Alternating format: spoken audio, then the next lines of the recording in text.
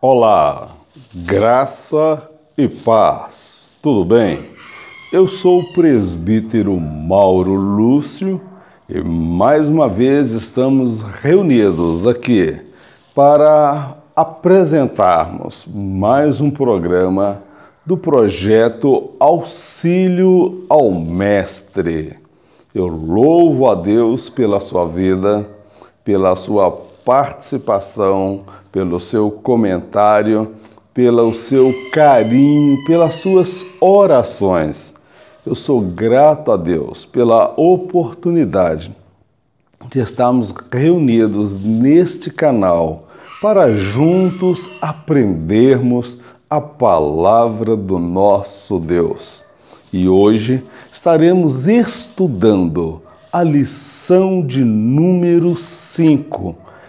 Cristo é superior a Arão e à ordem levítica.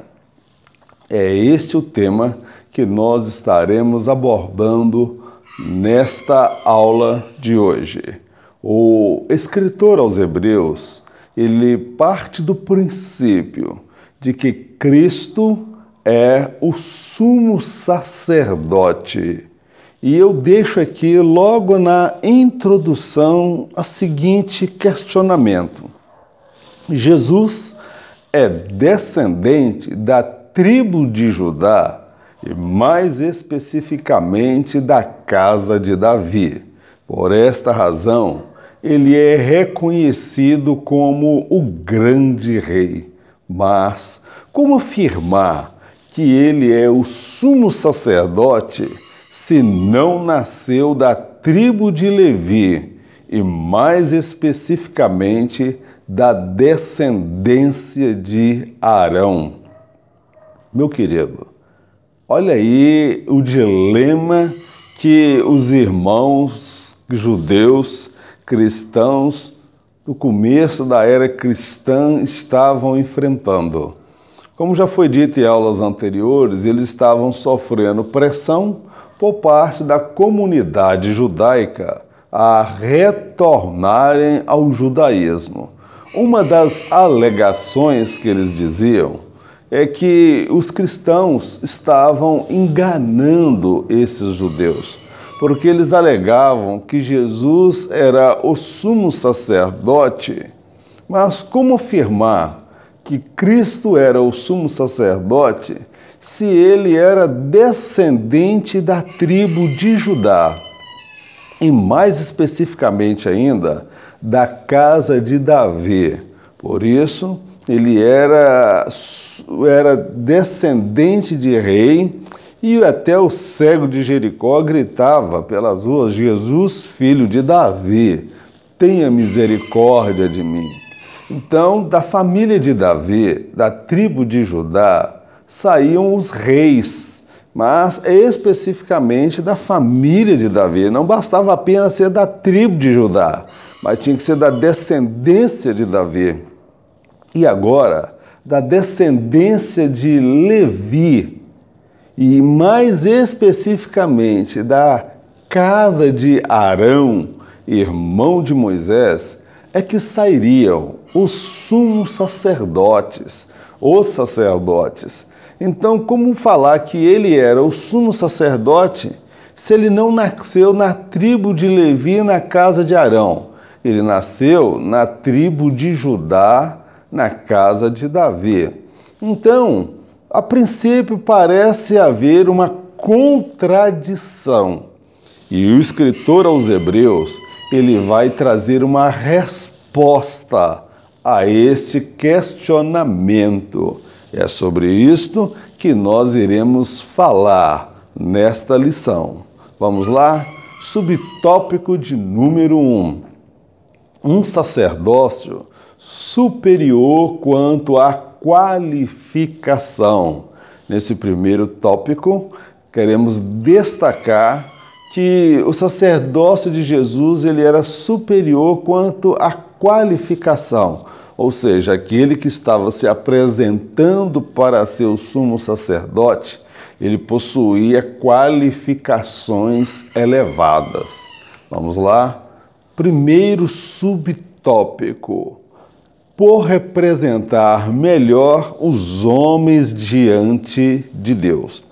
Ao retornar ao céu, Jesus não era mais o mesmo. Ele saiu como Deus e retornou como o homem perfeito. Ele é 100% homem e 100% Deus. Daí a razão de ser o mais qualificado sumo sacerdote de todos os tempos. Ele tem conhecimento de causa quando o assunto diz respeito à natureza humana e sua fragilidade. Meu amado, ele é colocado como sumo sacerdote superior, primeiro pela qualificação. Observa quem vai exercer esse cargo, esta função. Quando Jesus ele vem do céu, ele vem na qualidade de Deus, ele era Deus. Ele não deixou de ser Deus. Ele abriu mão dos atributos da divindade e viveu totalmente a sua natureza humana. Mas quando ele retorna ao céu, ele não é mais a mesma pessoa de outrora. Outrora ele vem como 100% Deus, mas quando ele retorna 100% Deus, porém 100% homem. Então, ele é o representante tanto da natureza de Deus, como também representante da natureza humana. Ele, quando retorna, ele chega ao céu como o homem perfeito, 100% da sua capacidade humana perfeita, como foi o primeiro Adão. Neste sentido, ele tem conhecimento de causa quando diz respeito à natureza humana, à sua fragilidade, às suas carências, às suas fraquezas. Ele conheceu a dor, ele conheceu a fome, ele teve sono, ele foi tentado, não como Deus, ele foi tentado como homem. Em dado momento ele disse: Pai, se possível, passa de mim esse cálice, mas todavia não seja como eu quero, mas como tu queres. Então, esse sumo sacerdote que nós temos hoje, ele não entra somente uma vez no ano para oferecer sacrifício por si e pelo povo. Ele está diante da face de Deus, dia e noite, intercedendo por nós. E ele é Deus e é 100% humano, porque Jesus, quando ele retorna ao céu, ele não perdeu a sua natureza humana. O seu corpo foi o mesmo corpo que nasceu do útero de Maria. Pode observar que ele mostra para Tomé as suas mãos. Tomé, seja crente. Põe as tuas mãos aqui e veja.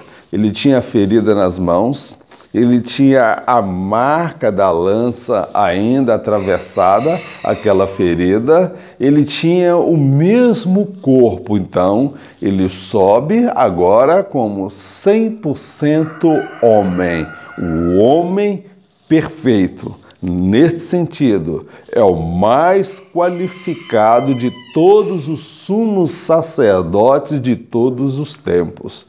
Vamos prosseguir. Eu faço aqui uma colocação. Do jardim ao céu. Em Adão, todo o gênero humano se tornou inimigo de Deus e se distanciou cada vez mais do Criador. Em Cristo, a inimizade e o distanciamento foram retirados.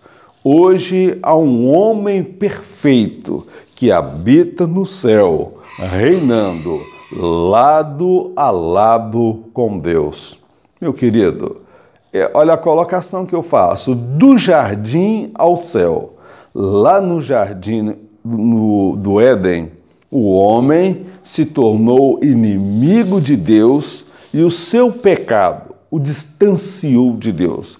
Que a Bíblia fala que os vossos pecados fazem separação entre vós e o vosso Deus. Deus, ele ama o pecador, mas o pecado cada vez afasta e distancia o homem de Deus. O homem estava fadado a viver uma eternidade longe de Deus. O homem estava debaixo da justiça e do juízo de Deus. Agora, em Cristo, olha o que acontece. Primeiro, esta inimizade, ela é retirada. Ele vem novamente para restaurar, para resgatar aquilo que se havia perdido. Primeira etapa. Segunda etapa do trabalho e do sacrifício de Jesus. Agora, o homem não habitaria somente no jardim do Éden. Haveria no céu um homem perfeito que é Cristo, que foi 100% homem, 100% Deus, que retorna ao céu. E ali agora ele é o representante máximo do homem caído lá no jardim do Éden, diante da presença de Deus. O homem que lá no jardim do Éden havia caído, se distanciado de Deus. Em Cristo Jesus, este homem teria agora um descendente seu, Cristo, o homem perfeito, aquele que seria a descendência da mulher, segundo Gênesis capítulo 3, no versículo 15. Ele estaria no céu, representando o homem e reinando lado a lado com Deus. Quanta diferença do jardim ao céu. Houve um longo período e processo e hoje nós temos Cristo, o homem perfeito, reinando lado a lado com Deus. Glórias ao Senhor. Vamos prosseguir? Por compreender melhor a condição humana. Na qualidade de homem perfeito, Jesus viveu e cumpriu toda a lei. Ele conhece a mente de Deus e a fragilidade humana como nenhum outro. Ele sabe quando aplicar o rigor da lei e quando se deve ministrar a graça abundante aos pecadores. Ele é Deus e é homem. Meu querido, nesse tópico, por compreender melhor a condição humana, observa a posição do nosso sumo sacerdote, que é Cristo. Primeiro, ele conhece a mente de Deus. Ele foi o autor da lei, ele estabeleceu a lei. Mas, e por outro lado, ele obedeceu à lei que ele escreveu, que ele prescreveu para o homem. Então, ele conhece a lei por ter elaborado esta lei e ele conhece a lei no sentido de ter cumprido esta lei. Muito diferente do quadro que nós temos no nosso país, onde muitas vezes os nossos legisladores fazem leis para a nação em relação, por exemplo, à questão da aposentadoria. O atual presidente Michel Temer aposentou com 51 anos de idade e exige que os demais brasileiros venham se aposentar com 65, 70 e do jeito que a coisa vai, 80 anos de idade, o brasileiro não vai aposentar. Então, Cristo, ele não somente estabeleceu a lei, mas ele se sujeitou a esta lei. E neste sentido, ele sabe como ninguém quando deve aplicar o rigor da lei e quando deve aplicar e ministrar a graça abundante aos pecadores. Na qualidade de sumo sacerdote, ele consegue se compadecer do miserável pecador, mas também na qualidade de rei e de Deus, ele sabe quando aplicar o rigor da lei, como nós vimos no episódio de Ananias e Safira. Nós observamos ao longo do relato dos 4 evangelhos como Jesus lidava com os pecadores, para com aqueles que se mostravam quebrantados, para aqueles que se mostravam humildes, carentes e dependentes. Jesus se mostrava misericordioso, compassivo, mas para aqueles que se mostravam autossuficientes, arrogantes, cheios de si, ele sabia como aplicar o peso e o rigor da lei.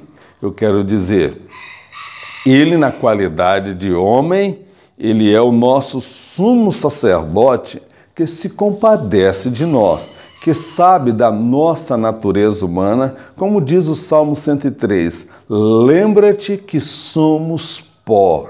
Mas, por outro lado, ele é Deus.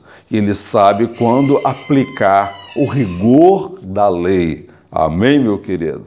Então, compreenda esta verdade. Deus, ele é amor, mas também ele é fogo consumidor.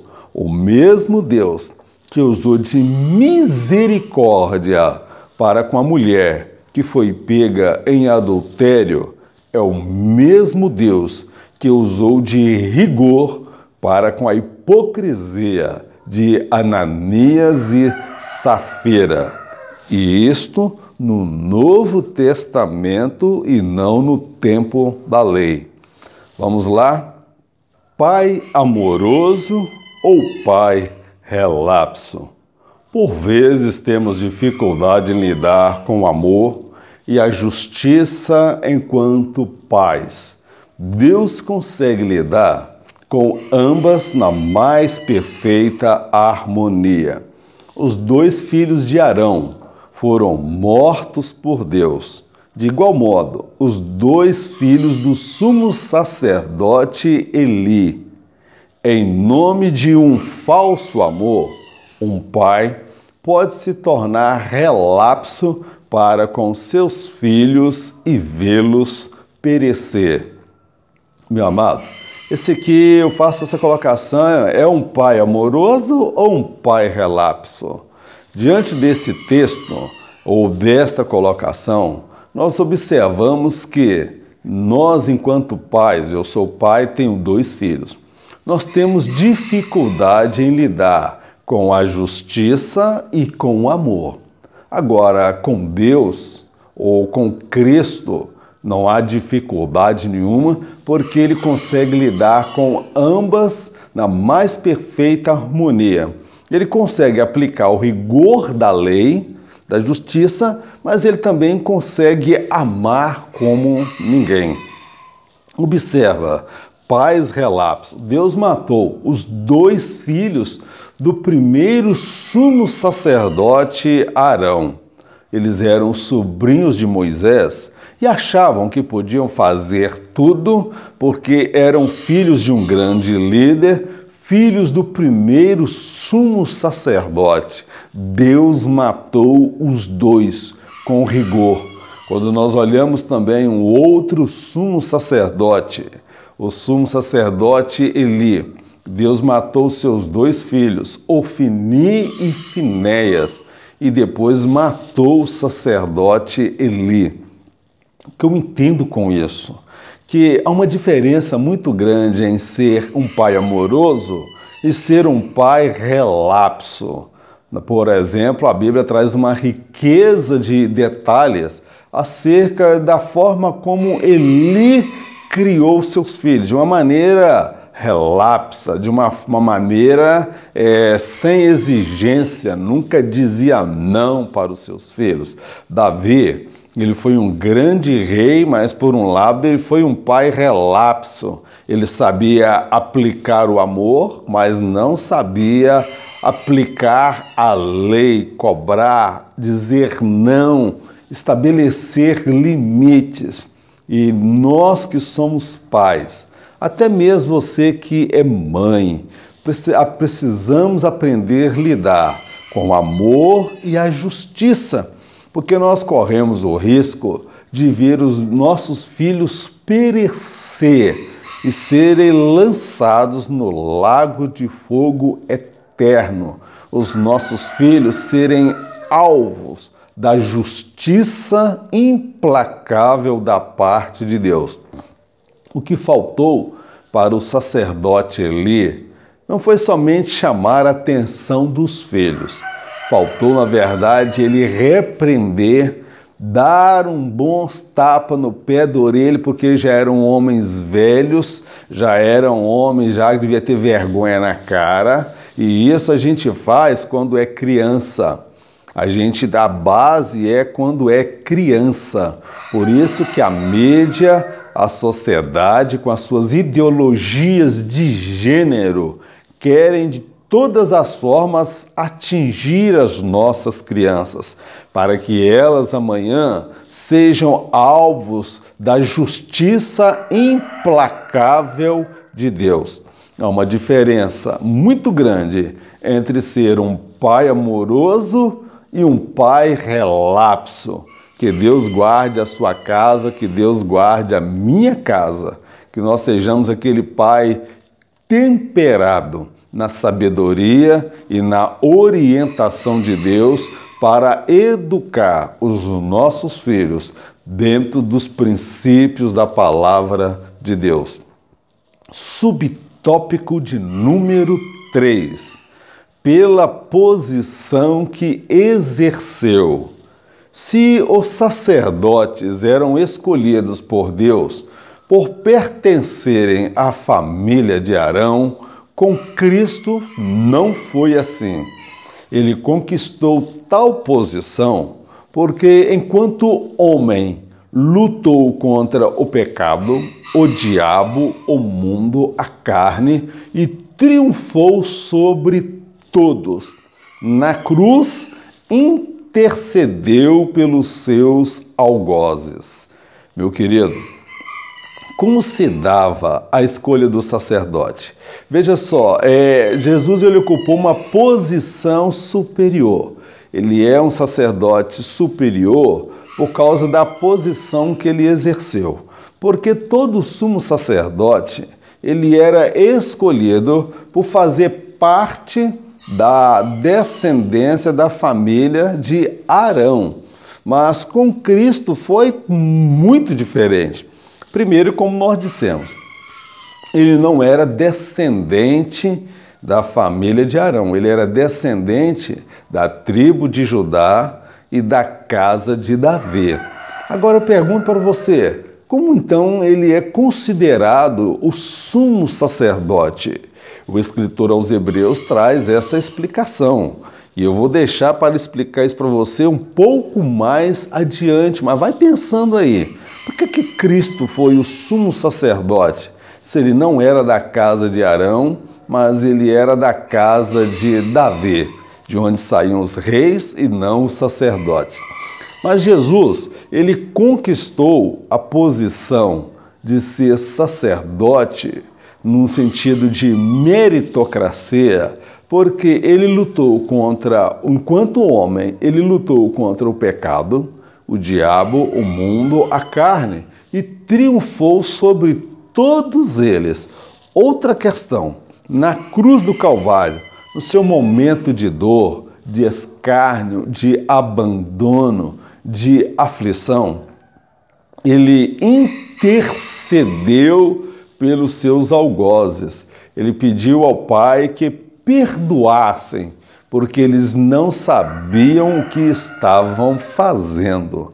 Então, Jesus ele ocupou uma posição, exerceu uma posição muito superior aos outros sacerdotes, porque estes eram escolhidos por uma questão de ascendência. Eles eram descendentes de Arão, mas no caso de Cristo, ele tem o mérito, enquanto homem, ele lutou contra todas as fragilidades humanas, contra o diabo, o pecado, o mundo, a carne, triunfou sobre eles e exerceu o papel de supremo sacerdote, quando lá da cruz ele intercedeu por todos os pecadores, por toda a raça humana, por todo o gênero humano.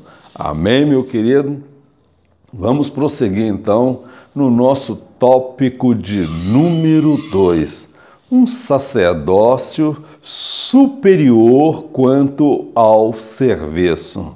Nós vamos mostrar aqui que o trabalho exercido por Jesus, ele é superior ao trabalho exercido pelos sacerdotes ou sumos sacerdotes que vieram antes dele. Vamos lá? Subtópico de número 1, pela realeza e o propósito pelo qual viveu. Todo sacerdote oferecia a Deus sacrifício pelo pecador e por si mesmo. Jesus foi o único sumo sacerdote que a si mesmo se ofereceu como o sacrifício perfeito e definitivo por todos os homens, não havendo mais necessidade de outros sacrifícios vindouros. Meu amado, observe isso, a realeza e o propósito pelo qual ele viveu. Todo sacerdote, todo sumo sacerdote, conforme está escrito na lei de Moisés, uma vez por ano, ele entrava no Santo dos Santos e ali oferecia sacrifício pelo povo. Ele tinha, segundo o que está escrito na lei, ele tinha que amarrar uma corda na cintura e um sinete fazendo barulho para quem estivesse do lado de fora percebesse que ele estava em vida, em movimento, porque caso ele morresse lá dentro, ninguém poderia entrar lá dentro e retirá-lo, porque morreria lá dentro também. Então, o sacerdote, o sumo sacerdote, corria o sério risco de morrer lá dentro do Santo dos Santos. Daí a razão dele primeiro oferecer um sacrifício pelos seus pecados. O sacerdote era casado, ele tinha esposa, tinha filhos, ele era um homem como todos os demais homens, ele era pecador. Ele tinha falha, ele desentendia às vezes com a mulher, com o filho. Poderia entrar ali em falta com Deus. Então ele tinha que primeiro fazer um conserto, um sacrifício pelos seus pecados, para depois fazer um sacrifício pelo pecado da nação. Cristo foi o único sumo sacerdote que não precisou oferecer sacrifício por si. Do contrário, ele foi o sacrifício perfeito. Todo sacerdote entrava uma vez no ano e durante um ano aquele sacrifício ele vigorava. Ele tinha valor até o ano seguinte. Mas Cristo, ele ofereceu o sacrifício perfeito, que ele foi o sacrifício perfeito, e após esse sacrifício não houve mais a necessidade de se fazer um outro sacrifício pela raça humana e o gênero humano, porque o sacrifício dele, meu amado, ele tem efeito retroativo no passado, ele tem efeito atual dentro do tempo que ele viveu, e o sacrifício de Jesus, ele tem efeito futuro, ou seja, o sacrifício oferecido por Jesus alcança as 3 dimensões do tempo: passado, presente e futuro. E os sacrifícios oferecidos pelos sumos sacerdotes, eles tinham efeitos temporários que durava um ano. Mas o sacrifício de Jesus é um sacrifício eterno. Nós vemos aí então a realeza e o propósito pelo qual ele viveu. Eu faço aqui, meu amado, uma continuidade da nossa lição no subtópico de número 2, pela vida santa que possuía. Jesus foi o único sumo sacerdote que nunca necessitou oferecer sacrifício por si mesmo. Ele era santo, puro, reto e justo. Uma das suas maiores riquezas consistia na forma como conseguia se compadecer do pecador. Meu querido, Jesus ele viveu uma vida santa, uma vida irrepreensível. Ele não cedeu ao pecado, ele não cedeu à tentação, ele não cedeu às suas paixões, aos seus desejos, que todo homem, toda a natureza humana, ela tem a sua inclinação. Jesus ele viveu uma vida santa e irrepreensível. E isso ele fez na qualidade de homem e não na qualidade de Deus. Amém, meu amado? Mas o que eu destaco aqui, quero ressaltar, é uma das maiores riquezas do caráter de Jesus, que embora ele fosse tão santo, puro, reto, justo, perfeito, ele conseguia se compadecer do pecador. Meu amado, nós que estamos na casa de Deus, se nós não conseguirmos nos compadecer do pecador que está lá fora, que vai pular o carnaval, daqui a umas 2 semanas ou uma semana vai ter o período de carnaval. O brasileiro não se manifesta nas ruas pedindo uma intervenção, pedindo uma moralidade, não sai às ruas manifestando pela família, mas quando chega no período de carnaval, o Brasil para durante 3, 4, 5 dias, carnaval para todos os lados e a grande mídia mostrando como o brasileiro está feliz nesses dias. Se nós não conseguirmos nos compadecer desses que estão lá pulando carnaval, nas suas orgias, no pecado, na prostituição, no homossexualismo, no lesbianismo, na prostituição. 9 meses depois do carnaval é o período que mais nasce criança nesse país. Depois do carnaval, 2 meses, 3 meses depois, é o período que mais ocorrem abortos no Brasil. Então, o carnaval é um período de desgraça e miséria no nosso país. Mas nós não podemos ficar na nossa posição de santarrões, de puritanos e não interceder por essas pessoas. Eu já vivenciei, experimentei pessoas dizendo que quem pula carnaval vai todo mundo para o inferno. Vai para o inferno se não se arrepender. Vai para o inferno se a igreja não evangelizar, não alcançar, se a igreja não fizer a diferença. Na verdade, vai para o inferno não é somente quem está pulando carnaval no trio elétrico. Vai para o inferno a igreja, o crente que deveria testemunhar, que deveria pregar, se compadecer das pessoas que vivem esta vida de miséria. E Jesus, ele era santo, justo, reto, perfeito, íntegro, mas ele se relacionava com as pessoas mais miseráveis possível. Ele colocou a mão sobre o leproso, coisa que era inconcebível dentro das práticas religiosas daquela época. Eu quero fazer aqui a seguinte colocação: quando a religião falha, Jesus se compadeceu da mulher flagrada em adultério, quando os religiosos a queriam matar.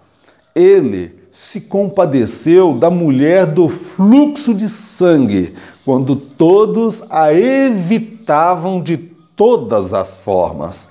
Ele se compadeceu de Zaqueu, quando todos o odiavam, por ser considerado um traidor da nação. Outra coisa, Jesus se compadeceu do gadareno, que estava com uma legião de demônios. Ele não era judeu, ele era pagão de uma outra nação que não era a nação de Israel. E Jesus se compadeceu do estado miserável daquela pessoa. O que eu entendo com isso? Meu querido, para que tanta santidade? Para que tanta retidão? Para que tanta pureza?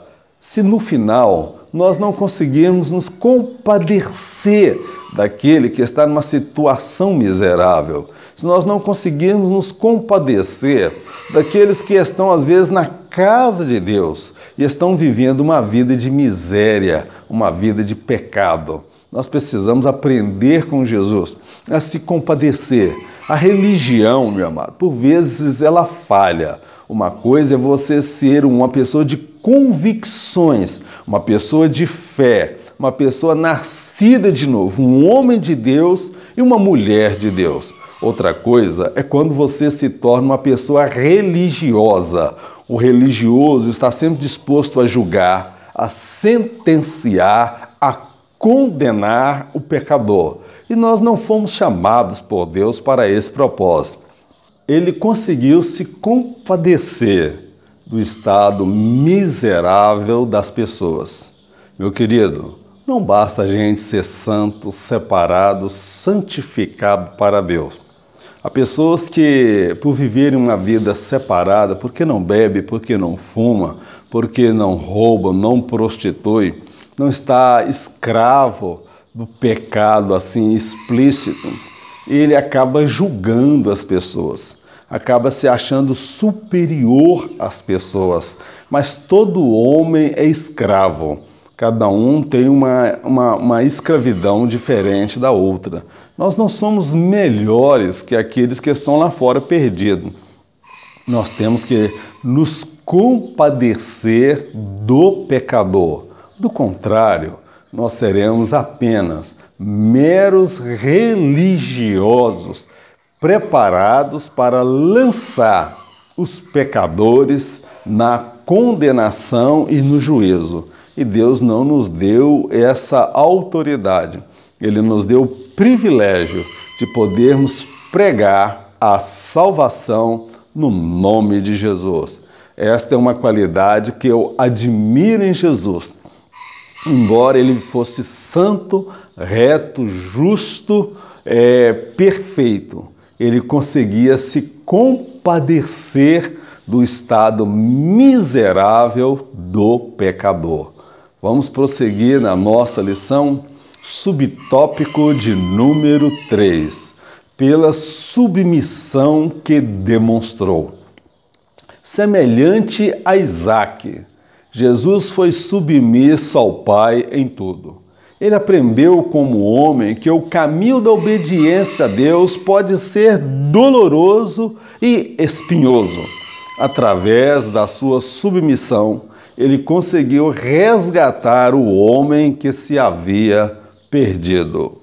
Meu querido, observe a submissão de Jesus para com o Pai. Submissão é você estar debaixo da missão que lhe foi confiado. Nesse sentido, aí nós vemos que Isaque, no Antigo Testamento, o filho de Abraão, ele é um tipo de Cristo, porque ele se permitiu ser amarrado pelo pai. Era um rapaz novo, Abraão, um homem já idoso, ele já tinha um vigor físico para lutar contra o pai e não permitir que o pai o amarrasse e o colocasse sobre aquele altar para ser sacrificado. Nós vemos Isaque uma submissão. Jesus, amado, ele foi submisso ao Pai em tudo.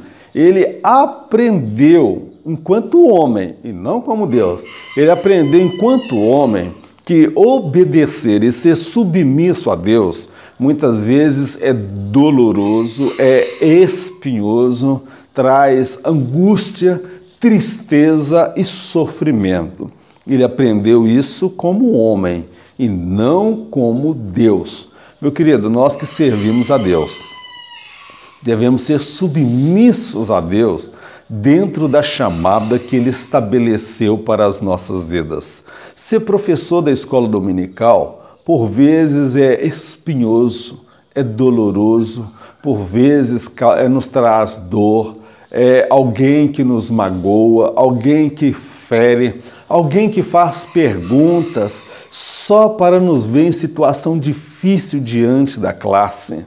Muitas vezes, ser professor da escola dominical é de fato espinhoso, porque você tem que tirar tempo para ler, tempo para orar, tempo para consagrar. Você vai abrir mão, talvez, de outros lazeres, momentos de prazer. Meu amado, ser submisso a Deus é ser semelhante ao profeta Jeremias, quando Deus determinou que ele não se casasse naquele lugar. Ser submisso a Deus é ser semelhante à rainha Esther, que toda a sua vida, enquanto menina, criança, adolescente, ela idealizou casar-se com um homem de Deus e acabou casando-se com um homem beberrão, rei Assuero, um homem promíscuo e imoral, um rei pagão. Mas ela fez tudo isso para se submeter, se sujeitar a um propósito de Deus. Há coisas que nós não precisávamos passar humanamente falando, mas por causa da nossa chamada, por causa da nossa vocação, nós precisamos passar.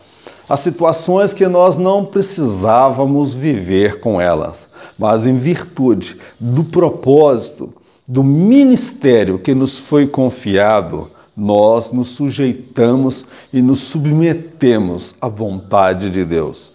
Me faz lembrar o apóstolo Paulo, que por 3 vezes orou a Deus para que retirasse dele aquele espinho. E Deus respondeu para ele que não retiraria, que a graça dele era suficiente. E o apóstolo Paulo, ele aprendeu a ser submisso a Deus na sua dor, no seu sofrimento, na sua angústia, nas suas perdas, sofrendo, às vezes sendo humilhado, apedrejado. Meu amado, nós precisamos ser submissos a Deus. Ser submisso a Deus, nem sempre nós receberemos aplausos, do contrário, às vezes receberemos críticas, pedradas, palavras que vêm entristecer o nosso coração. Muitas vezes a dor, ela vem de dentro de casa. Às vezes um filho, o marido, a esposa, mas às vezes na igreja, uma calúnia, uma perseguição e uma difamação. Poderíamos resolver esta situação muitas vezes de uma outra forma, na briga, na carne, colocando o dedo no nariz e falando determinadas verdades para alguém. Mas aquele que é submisso a Deus, ele lembra do que Deus diz na sua palavra: sujeitai-vos, portanto, a Deus, e resisti ao diabo, e ele fugirá de vós.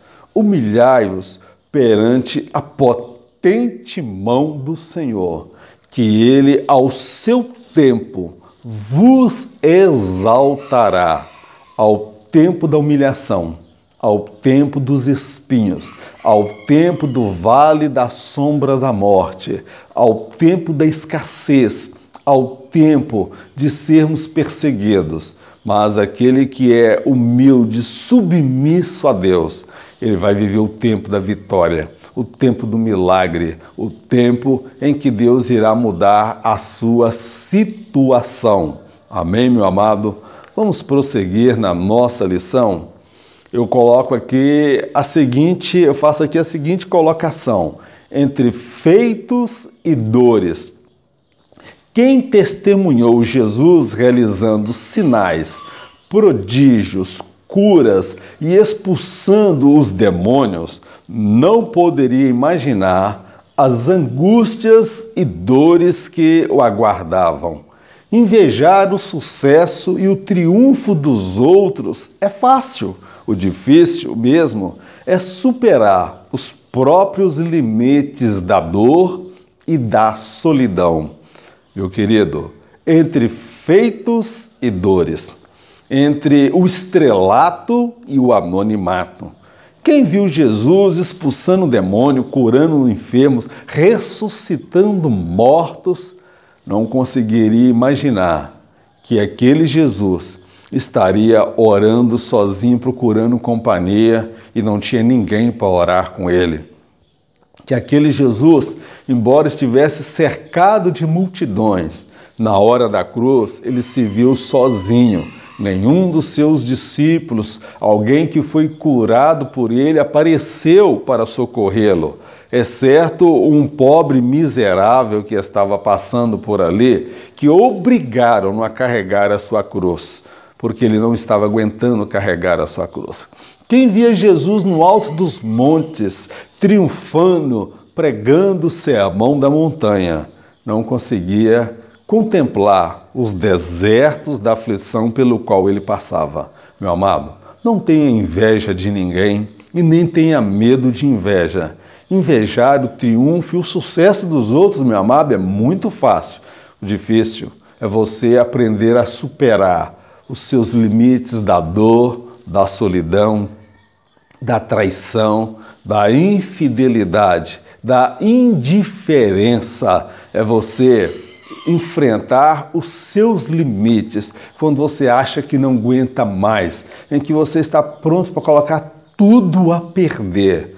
Nós precisamos aprender a lidar com os altos e os baixos. Quem nos vê na sala de aula ministrando a lição com eloquência, com oratória, com domínio, com capacidade, com unção de Deus, não sabe o que acontece quando as luzes se apagam, quando estamos sozinhos nas nossas lutas, nos nossos dilemas, nos nossos conflitos, nas nossas crises existenciais, crises financeiras, crise de saúde, crises familiar. Meu amado, não tenha inveja de ninguém.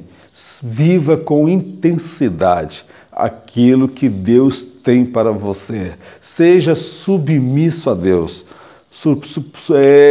Humilhai-vos perante a potente mão do Senhor, que Ele ao seu tempo vos exaltará. Vamos então ao subtópico de número 3 da nossa lição. Um sacerdócio superior quanto à importância teológica. É nesse tópico que eu vou trazer para você a explicação, o porquê Jesus ser considerado sumo sacerdote e qual foi a referência que o autor aos Hebreus trouxe para fundamentar o sacerdócio de Cristo. Vamos lá? Subtópico de número 1. Uma doutrina transcendente. O fundamento teológico quanto ao sacerdócio de Jesus era desconhecido dos cristãos daquela comunidade judaica. Eles não amadureceram na fé, não cresceram na fé, ou tampouco influenciaram outros acerca da fé cristã. O Espírito Santo deseja nos revelar as profundidades da palavra de Deus. Ou influenciamos a sociedade, ou a sociedade irá influenciar a nós e nossos filhos. Meu querido, era uma doutrina transcendente. O que era uma doutrina transcendente? Que ia muito acima da compreensão de um homem natural, até mesmo do judeu que conhecia a lei. Ele afirma que Jesus era sacerdote, Mas, como nós já dissemos lá no começo, na introdução, como poderia afirmar que Jesus era sacerdote ou sumo sacerdote, se ele era descendente da tribo de Judá, da casa de Davi, de onde vinham os reis? Parecia haver ali um conflito, uma contradição. E os irmãos cristãos judeus daquela época estavam sendo pressionados a retornar porque estavam acreditando em fábulas, em enganos e mentiras. O escritor aos Hebreus, então, ele traz uma revelação de Deus. Eu vejo o Espírito Santo de Deus trazendo revelação, conhecimento, mostrando aquilo que está além da lei, além da interpretação humana, além da compreensão humana. Ele disse que Jesus era descendente segundo a ordem de Melquisedeque. Acompanhe comigo o raciocínio e a inspiração dada pelo Espírito de Deus, o escritor aos Hebreus. Todo judeu tinha o conhecimento de que Abraão dera dízimo a Melquisedeque e que Melquisedeque, sacerdote lá do Antigo Testamento, ele abençoou Abraão. Ele era rei e sacerdote. Agora, quem consagrou Melquisedeque? Qual era a ordem sacerdotal da qual ele pertencia? Ainda não existia o sacerdócio levítico e Abraão deu dízimo a Melquisedeque. E o escritor aos Hebreus, ele ainda faz um trocadilho dizendo que Arão deu dízimo a Melquisedeque quando ainda estava nos lombos de Abraão. Estava querendo dizer que Arão estava reconhecendo o ministério e o sacerdócio de Melquisedeque, que o ministério, o sacerdócio, a ordem de Melquisedeque era muito superior e anterior ao sacerdócio levítico. E o escritor aos Hebreus, ele faz esse gancho, ele faz essa colocação. Ele fala que Jesus era sacerdote segundo a ordem de Melquisedeque. Qual era a ordem de Melquisedeque? Ele era sacerdote de Deus.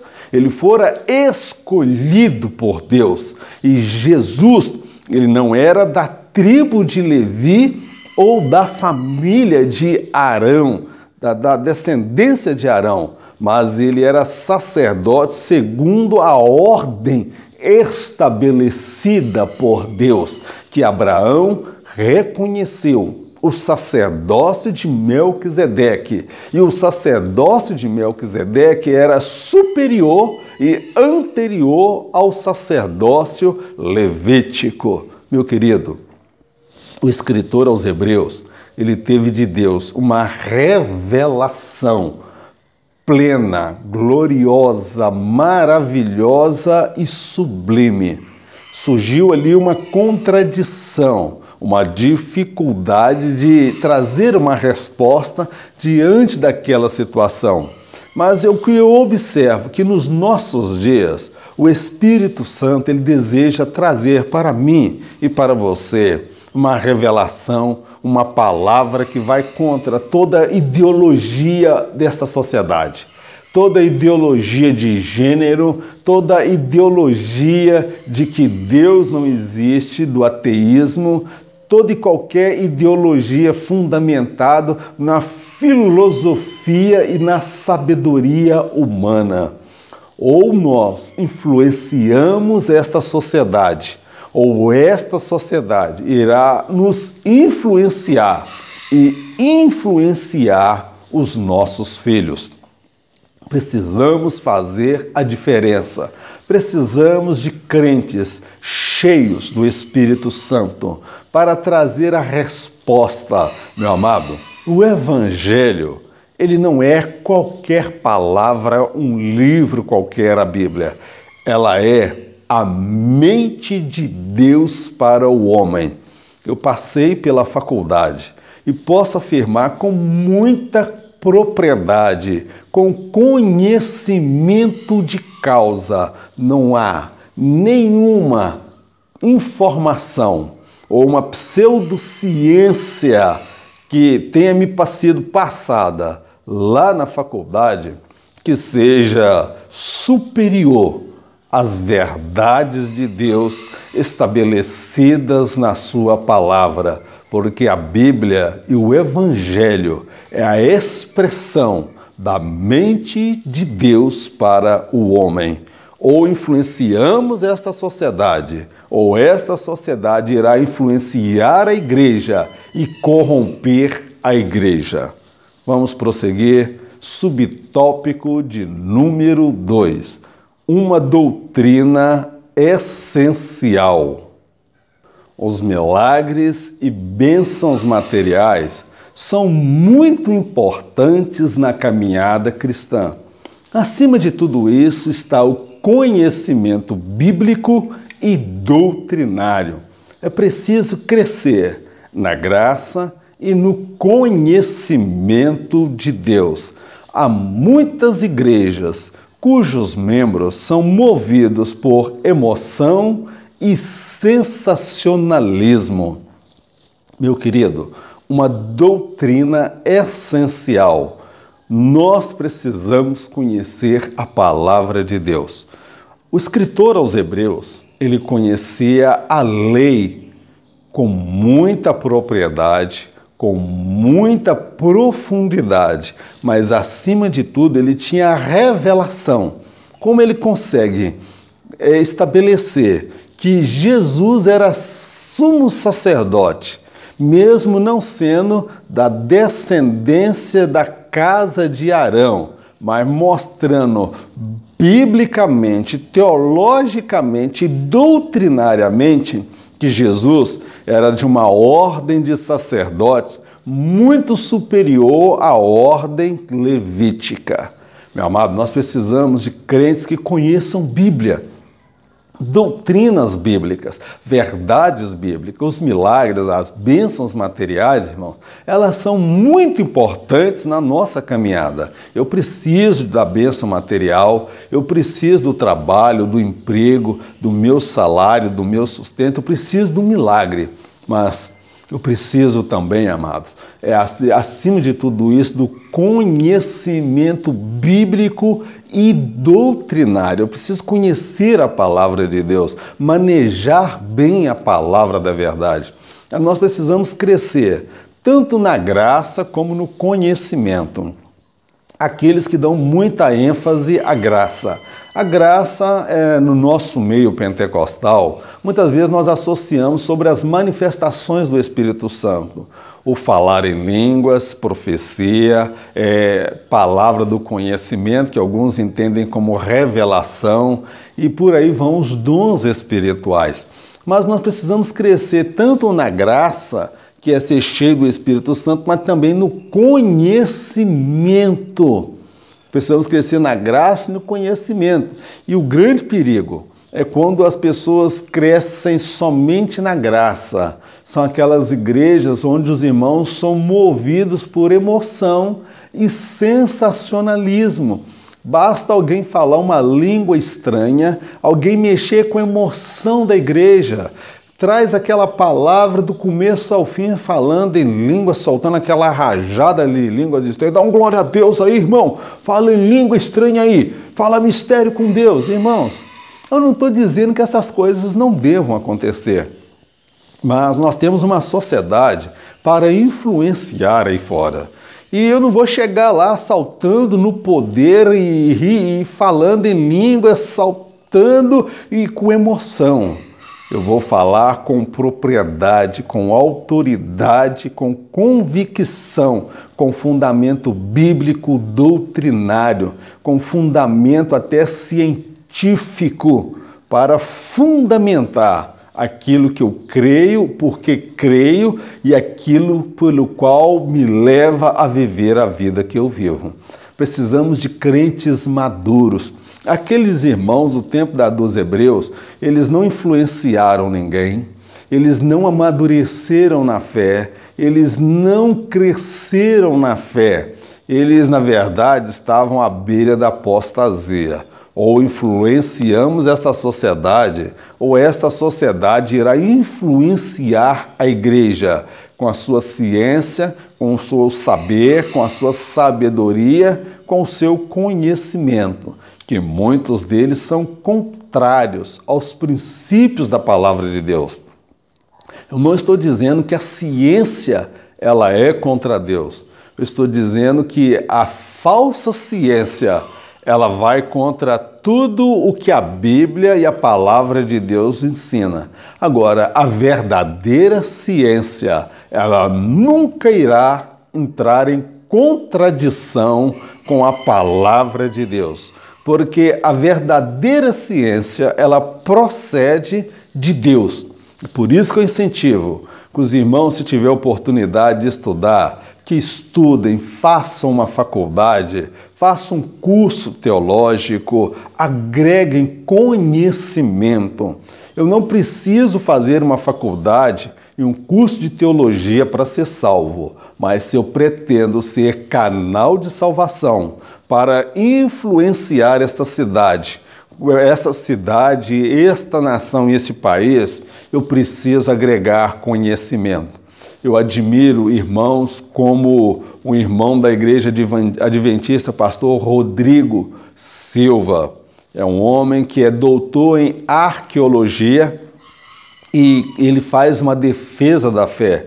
Eu admiro muitos irmãos adventistas, a forma como eles fazem a defesa da fé. Admiro o pastor Silas Malafaia. Não concordo com tudo que ele faz, mas admiro pela forma como ele defende o Evangelho, a partir do conhecimento bíblico que tem, mas num discurso científico que Deus permitiu que ele tivesse acesso e conhecimento. Eu quero deixar aqui para você Atos capítulo 17, versículo 11. Ora, estes foram mais nobres do que os que estavam em Tessalônica, porque de bom grado receberam a palavra de Deus, examinando cada dia nas Escrituras se estas coisas eram assim. Meu amado, aqui Lucas está se referindo a um grupo de irmãos que estavam ouvindo a mensagem de Paulo. Paulo estava pregando, mas aquele grupo de irmãos, conforme Lucas afirma, eles eram mais nobres do que os de Tessalônica, porque eles não somente ouviam, mas eles conferiam se aquilo que estava Paulo afirmando tinha fundamento bíblico, teológico e doutrinário. Nós devemos questionar. Nós devemos perguntar se de fato aquilo procede de Deus ou não, amado. A gente não pode sair engolindo tudo, não. Eu deixo aqui um último texto para encerrarmos a nossa lição. Apocalipse capítulo 2, versículo 2. Eu sei as tuas obras e o teu trabalho e a tua paciência e que não podes sofrer os maus, e puseste à prova os que se dizem ser apóstolos e o não são, e tu os achastes mentirosos. Meu querido, esta é uma das cartas direcionada a uma das igrejas. E aqui Jesus faz menção desta igreja. Conheça a tua obra, o teu trabalho, a tua paciência, que não pode sofrer os maus. E você colocou à prova aqueles que se dizem apóstolos e não são, e os achaste mentirosos. Que isso? Era uma igreja madura. Era uma igreja alicerçada, fundamentada na palavra. Não era uma igreja que chegava lá e levava na conversa, com sensacionalismo, com emoção, ripa no balai, bala house. Não, meu amado. Era uma igreja fundamentada na palavra. Quando eu vejo o escritor aos Hebreus trazendo esta revelação, mostrando que Cristo era o sumo sacerdote superior ao sacerdócio levítico, eu vejo quanto a nossa geração precisa se dedicar ao conhecimento da palavra, se preparar espiritualmente, intelectualmente e moralmente para influenciar esta sociedade. Eu não temo a ideologia de gênero, eu temo que a igreja não tenha fundamento bíblico para refutar as falsas ideologias dentro da igreja e fora da igreja. Querido, encerramos aqui o nosso trabalho e eu dou a Deus toda a honra e toda a glória por mais esta oportunidade de aprendermos juntos a palavra de Deus. Como você ouviu aí no decorrer da lição, na minha casa, aqui onde eu faço essas gravações, irmãos, eu não tenho aqui acústica, paredes isoladas. Do lado da minha casa tem aqui um morador que tem vários galos aí que ficam cantando. E esta gravação está sendo feita às 5 horas da manhã. Eu escolhi esse horário por causa de uma questão também que esse ambiente que eu gravo, eu sofro influência da luz do sol que atrapalha. Resumindo, eu não tenho um lugar apropriado. Eu gostaria de ter uma estrutura melhor, uma acústica de áudio melhor, imagem melhor. Muitas são as minhas limitações, mas aguardem com paciência, eu peço que vocês estejam orando a Deus. Outro sim. Alguns irmãos têm me feito convites para ir às suas igrejas ministrar um estudo da palavra de Deus da escola bíblica. Meu irmão, é um projeto que eu acredito que está no coração de Deus e está no meu coração, que eu tenho desejo mesmo de ir até a sua igreja e ministrar a palavra de Deus. A minha preocupação, meu amado, primeiro, eu não quero ser oportunista, eu não quero tirar vantagem da posição que nós estamos ocupando. Segundo, se a igreja que deseja a minha presença para ministrar a escola bíblica, ela tem condições de arcar com as despesas do nosso deslocamento. E eu sou jornalista aqui na minha cidade, sou autônomo, faço um jornalismo independente, então cada viagem que eu faço vai tomar tempo, vai me limitar no meu trabalho. Então os irmãos entendem a dificuldade que eu enfrento para me deslocar da minha cidade e ir para uma outra cidade em um outro estado. Mas vamos orar a Deus que Ele vai nos dar a oportunidade de estarmos juntos um dia na sua igreja, com o seu pastor, junto com os irmãos, para ministrar uma escola bíblica na sua igreja. Nós poderemos nos abraçar e juntos glorificarmos o nome do Senhor, porque é só Ele que é digno de toda honra, toda glória, todo louvor e toda adoração. Eu agradeço carinhosamente todos que têm orado e intercedido pela minha vida. Meu amado, quem me vê aqui ministrando as lições não sabe pelos vales das aflições que eu passo. Quem me vê aqui ministrando não faz ideia das batalhas que eu travo. Ore pela minha vida, ore pela minha família, pelo meu trabalho, pela minha profissão, por esse ministério, por esse trabalho, auxílio ao Mestre. Vamos orar?